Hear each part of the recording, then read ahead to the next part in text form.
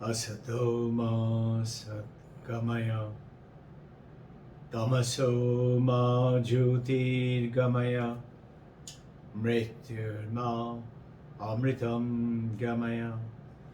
Om Shanti Shanti Shanti. Welcome with the salutations to the world of the Divine Mother, Babaji, Krishna, Brahma, Vishnu, Maheshwara, gods and goddesses, our Gurudevas, Paramahansa Yogananda, Teshwar Giri, Lahari Mahasaya, Swami Vivekananda, Holy Mother Sharada, Paramahansa Ramakrishna, the world of the Advaita and the Dvaita, the world of the Yogi and the Vedanta.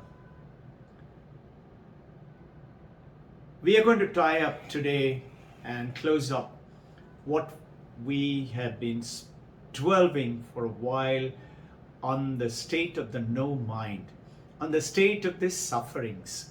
Why are we suffering? Because we are in samsara.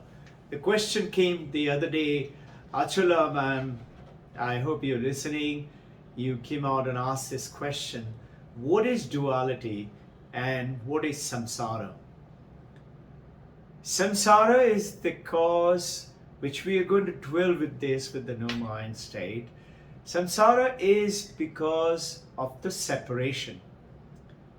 The moment you are separate from I, or you are separate from the other people, and that happens because of the mano buddhi chitta ahankar, along with the name and the body.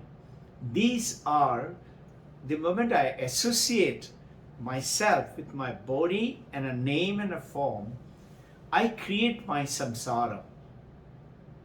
In other words, if you look carefully, that this name, body, and everything else is getting created because of the mind.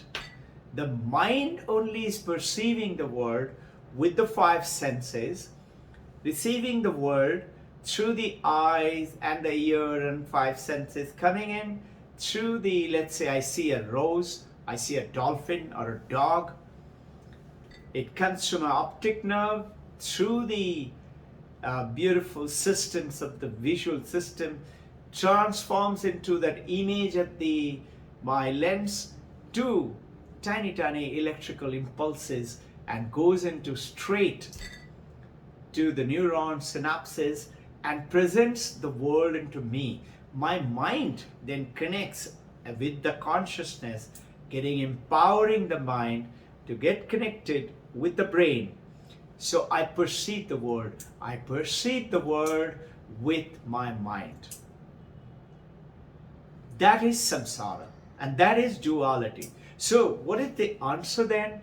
And why should we worry about the samsara? Samsara is the cause of the suffering. Being in the samsara and being aware and playing the role in the samsara, but coming to the state of no mind, is beyond the suffering, beyond the samsara. You are in the samsara. Example, the waves and the ocean. All the waves are each one of them thousands of waves, billions of waves are you and me. We are each one of us like waves. And we are separate from the ocean. Our depth is very little as waves. The moment I learn to calm down and from my wave, I come to no wave state, meaning ocean is calm. Have you realized the wave merges back into the ocean? Waves become the ocean. So what happens if I become the ocean? I have suddenly transformed myself from a little depth of the wave to the depth of the 20,000 leagues of the ocean. Not only that, I am not now anymore limited to this much of the wave. I'm from that end of the ocean to this end of the ocean. And today we will going to touch upon three more very important points which will more or less tie up, and in detailed discussion on Sunday we shall understand the Mandukya Karika's first, second, third chapter and Prakarana, which is what Gaudapada had gone ahead and explained, is that no mind state. Through these stotras we realize that the moment I come to understand, yogis say get on to samadhi. Yes, through samadhi, that mystic experiences would get you to samadhi. But yogi is telling, shut down the samsara. Erase the samsara. Run off to the mountain, Himalayas, stay in isolation. Yogi is telling, remember the story of the princess of Kashi. Don't look at the princess of Kashi. Close your eyes. She will attract you. Yogi is saying, cut it off. Yogi is saying, pull out the plug. Don't watch the TV. It is distracting you.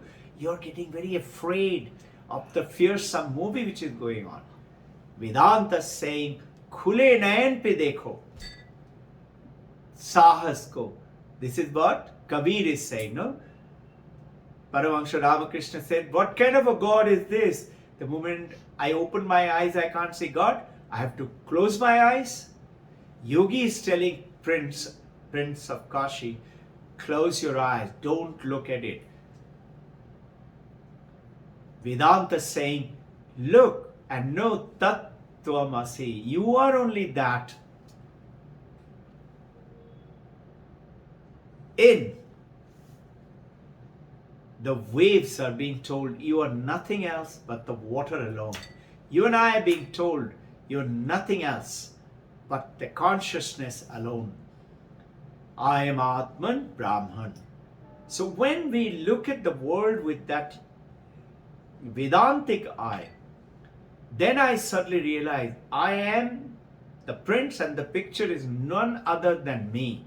I am that. And the moment you look at the samsara with that one consciousness in everyone, then there is a beautiful term, I will going to come up to it. It's called Asparsha Yoga. Vedanta is called Asparsha Yoga. I'll touch upon it and getting in slight more detail today, in details on Sunday. Think. You remember we talked about, we say the waves have water in it. But as a Vedantist, you know it is a wrong statement. Everybody else will say, yes, ocean has water, waves have water, river has water. Vedanta says, no. How can waves have water? You say, why not? This glass has water, refreshing our memory of logic. I can take away the water and keep the glass. So the glass and water are separate. Two objects now. It is one object now. I can separate the water from the glass, but I cannot separate from the waves. In the Asparsha Yoga, the touch upon it, this is a term which Gaudapada has come out. I will share with you. Gaudapada asks, does the water ever touch the water? Let me repeat that. Does the water ever get in touch with the water? Think about it. I will come back to it. Refreshing our memory. Remember in the third chapter, Advaita Prakarana, Gaudapada said, so what is the answer? Yogis say samadhi, restraint, yama, niyama, pranayama, pratyahara. Vedanta is also saying practice all of them, but know it first. What is that? Not samadhi, viveka. So Gaudapada is saying, we think we have this world, we have this waking world, like I'm talking to you, in which I'm experiencing dualism all the time. You're separate, I'm separate. Everything around me is separate. in the dream state, Jagrat, Swapna, I am still separate. But I am not realizing one thing. When I am dreaming, okay, listen out carefully. When I am dreaming, I am not separate from me. I am the one who is dreaming. But understand one thing. If, as long as I am there as the dreamer, the dream is continuing. But the moment I am not there, meaning the moment I am not dreaming, dream is gone. Asparsha Yoga. Think, the clay and the pot. Where is the clay? Everywhere. Top, bottom, side, inside, outside. Does the clay ever come in contact with the pot? Generally people will say yes. It is not. It is the clay itself has appeared to be the pot. What is it? It is just a name. P-O-T, pot. Isn't it? So, in Sanskrit called Ghata Drishti, and the clay is the Mrittika Drishti. It appears, the water appears as the wave. If I take away the water, the wave and the ocean will vanish. Whereas, so what is it? It is, answer is by Gaudapada, is Viveka. How do you attain it? Alright, very nice. Manaso hi amani bhavi. The moment you realize that oneness. So, mano drishyam idam dvaitam. Yat kinchit sacharachanam. Manaso hi amani bhavi. Dvaitam naiva upalabdhate. Then the duality vanishes. Then you do not feel the samsara anymore and no more suffering. You are in Sat Chit Ananda. Sat is infinite ocean of the existence has created this ocean of existence is me. Existence is my husband, my wife, my children, this world. Whether Switzerland or Bombay, it is one existence. And Chit, consciousness with which I am perceiving that world. If I'm in coma, unconscious, I can't see the world. Duality is experienced by mind alone. Going ahead. So the duality no longer cognized the moment I get into no mind. So solution is not through the meditation, but if you continue to understand Jagrat, Sapna, Sushupti. In deep sleep, no mind state. But there is mind there. But the original understanding, if the water alone became the wave, the ocean, the droplets and the puddles, it is the Turiya alone has become the deep sleep, Susupti, the Swapna and Jagrat. So now the question in brief is going ahead and telling us that if the mind could be turned into no mind, then all mental suffering can be eliminated. So in which Gaudapada is saying, get into Viveka, understand no mind. Gaudapada is not agreeing with Samadhi is the answer. Though he goes on to add that if you get into the Turiya state and meditate on the Turiya state, you will attain Samadhi state. You will attain both. Viveka, with which you discriminate, and you realize this world is a dream. And you perceive the world as your own, like Princess of Kashi to the picture with the prince. We say generally, my mind is restless because of samsara. Gaudapada doesn't agree. Gaudapada says, no, you have to spiritualize your mind. Spiritualize your mind. Handle the mind to come to a no mind state, then your mind is no more disturbed. Manoso hi amani bhavi. Dvaitam naiva upalabdhiti. The moment that Dvaitam is not there, disturbance is not there. Always do viveka, discrimination. And between the eternal and non-eternal, Paramahamsa Ramakrishna's, remember, 3 things, answer to the master aim. How do I fix my mind unto God? M did not say, how do I realize God? Then Ramakrishna would have said, think of God, pray to God, love God. He asked a different question. He said, how do I fix my mind unto God? You are saying think of God all the time to realize God and realize Nirvana. But how do I do that? So answer to that, he said, always think of God, talk about God, gunogan kurbi, talk about the glory of God. Second, meditate in your mind all the time, in the corner of your house and in a forest. In the forest in the sense in one isolation, but not run away to the mountain. And then he says, discriminate between what is not real and what is real. Notice our prayer today, we started with asato ma satkamaya, that get away from unreal to real. And the moment we do that, it will. What is the second answer? Gaudapada is giving another answer. How do I discern and get away from this disturbed state and attain that no mind state? Utilize viveka. How? He's going ahead and reading in the 32nd verse of the 3rd chapter of Mandukya. He's saying, Atma Satyanu Bodhena.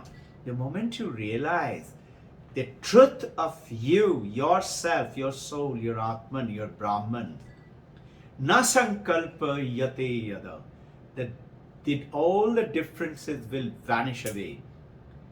Amanisthatam tada yati, grahya bhave tadagraham. You will attain, once you accept yourself as the Brahman in your mind, viveka, discrimination, knowing what is not real and accepting the real, no more desires. You will have no more reaching out. There'll be no mind state. You will not be grasping the world.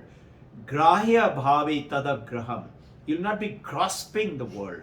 Desire, craving. You will attain, mind becomes no mind state. This is no mind. The second stotra. Raga dvesha, detachments and suffering, strifes and struggle will vanish away. And nasankalpa yate yada will go away. Remember the princess of the story of the Kashi. So, yogi is freeing the mind by shutting down the samsara. Vedanta is saying, utilize viveka, open your eyes, give to that horror film Oscar award. The more the horror, more the Oscar. Watch the movie, but no, it's only a TV screen. And the screen itself is reflecting the film. It is your consciousness which is playing the world around you. Then it makes you limitless and free. Vedanta makes you free. Advaita does not destroy the world or samsara. It doesn't wipe out your world. It makes you निर्बाध बना देते हैं. व्यवहार में निर्बाध बना देते हैं. So generally we feel I'm so tiny, I'm so small, this world is big. That also vanishes because the vast universe, you will find that you and the universe are not separate anymore. So infinite time, space, causation is actually existing within you, within me as one consciousness. That is the Advaita shows that see the God with open eye. In the Vedantic approach, It frees you, making you limitless and not limited and discrimination. Now, you see, Swami Vivekananda, this Viveka, how do I get that? There's a beautiful poem on that name, how he got the name Vivekananda. There's a poem on Vivekananda. Most of us are not aware of it. I will read it out to you. Dedicated to Vivekananda, verse was made by the monks of Vivekananda. Anitya dasheshu vivicha nityam. Tasnim samadhitya yahasma leelaya. Viveka vairagya vishuddha chityam. Yoso viveki tamaham namami. So beautiful poem.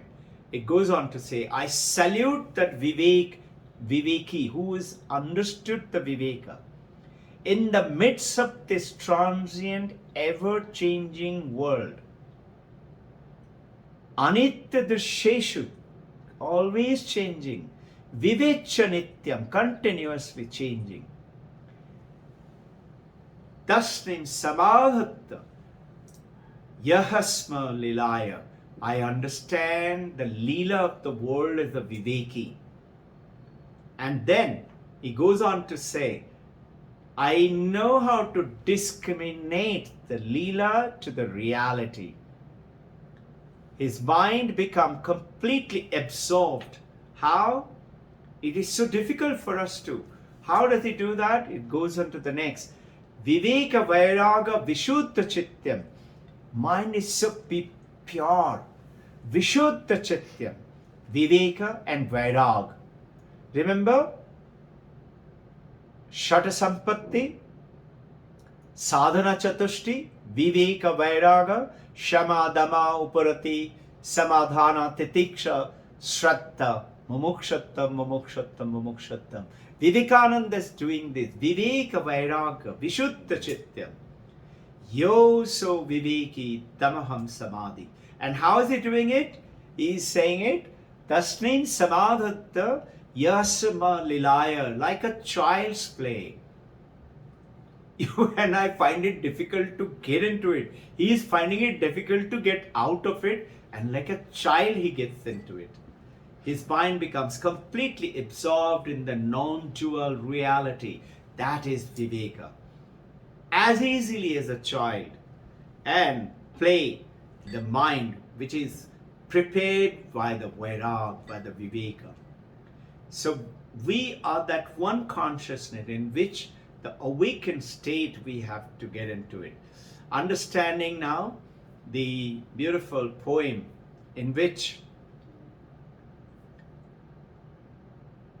Gaudapada goes ahead and says, understand the poem part of it, Asparsha Yoga. He gets the name of the Vedanta. Asparsha Yoga Vayanama Duradarshanam Survyage Bi Yoguno Bibayati Yashmad Abhayo Bhayo Darshana. He's saying yogis are frightened of this path of the Viveka. Why? Because they see the world, the rope and the snake, they look at it too different. They look at the ocean and the wave are too different. Whereas with the Viveka and Vedanta, you know it is one. It is the water alone is appearing as the ocean and the wave. The difficulty in the yogi is to see this path. Yogis are afraid of this path. Afraid of the understanding that the water cannot touch the wave. Water, not cannot, I stand corrected. Water does not ever touch the wave. The clay nut does not ever touch the pot. It is just the name, wave or an ocean or a water vapor or just a spray of the water or a rain or a puddle or the river. It's the water alone. It's the consciousness alone is Nama Rupa Babuhara. is what Vedanta is talking. Because of this movement of the mind, we see the world and the duality. And this duality, Gaudapada suggests, to get out of it to the no-mind state is Viveka. By Viveka, you will realize that self alone is Advaita. The moment you realize Turiya alone is in the seed form presenting itself to the falsity of deep sleep, dream state and Jagrata. They don't exist. Turiya alone is Brahman. You are Brahman alone. You're playing the role in the body and the name and the mind and the form. And now you continue to play in the samsara, but you know it.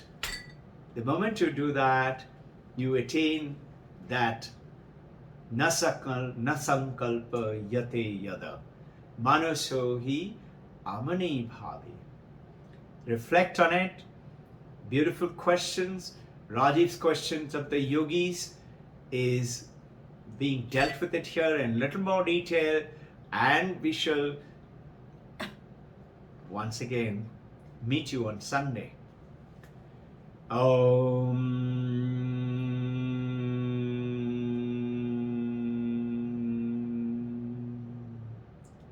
Shanti Shanti Shanti.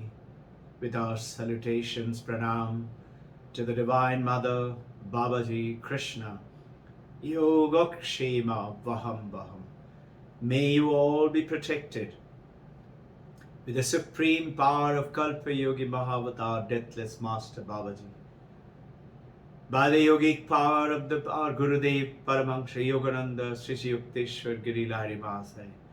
By the blessings and guidance of the 4 yoga principles, following the Vedanta and coupled it with the yoga of the Kriya Yoga, Swami Vivekananda, blessings of Holy Mother, Paramahansa Ramakrishna. May you all be taken, may our hands be held, be guided to attain the oneness in this life alone and get away from separation and the samsara. Be in the samsara, but much more powerful, which in turn is called Purnam. You are one, limitless, Ekam Advaitam. Jai Guru.